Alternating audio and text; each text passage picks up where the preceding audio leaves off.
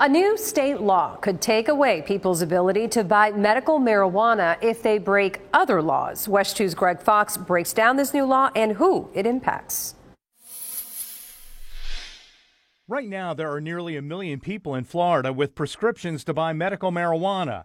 But under a new law that went into effect this month, patients who violate the state's drug abuse prevention and control laws could lose their medical marijuana cards temporarily or permanently. Under the law, the state would suspend the registration of a qualified patient charged with a violation and revoke the medical marijuana use registration of qualified patients and caregivers who enter certain pleas or are found guilty of certain drug offenses. DeSantis has decided that politically being against marijuana is a good thing. I think he's really wrong about it. Local attorney John Morgan bankrolled the 2016 campaign to legalize medical marijuana. He was opposed then by the pharmaceutical industry, which is now seeing fewer patients turning to addictive medications and instead choosing cannabis.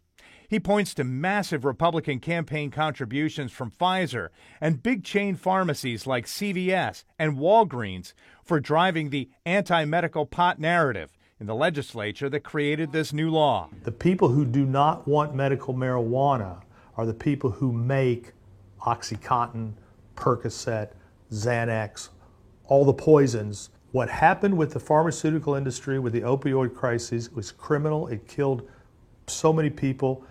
That's who does not want medical marijuana. Obviously, that card is a privilege, and there can be responsibilities added to that.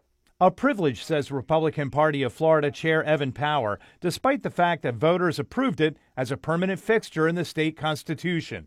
He says the new law is one example among many that strip citizens of some of their rights when they violate other laws. It's also a place where we don't want people abusing that medical marijuana process to achieve other goals other than that healthy remedy for certain illnesses that we've deemed important.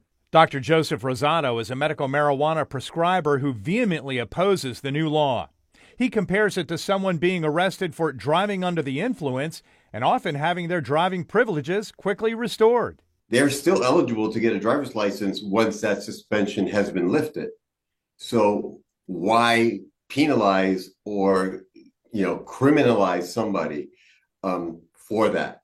For now, it's the law. People's medical marijuana cards can be taken away if they break other laws. Of course, that could be amended if a new effort led by Trulieve to legalize recreational marijuana makes it on the ballot next year and passes. Covering Orange County, Greg Fox, WESH 2 News.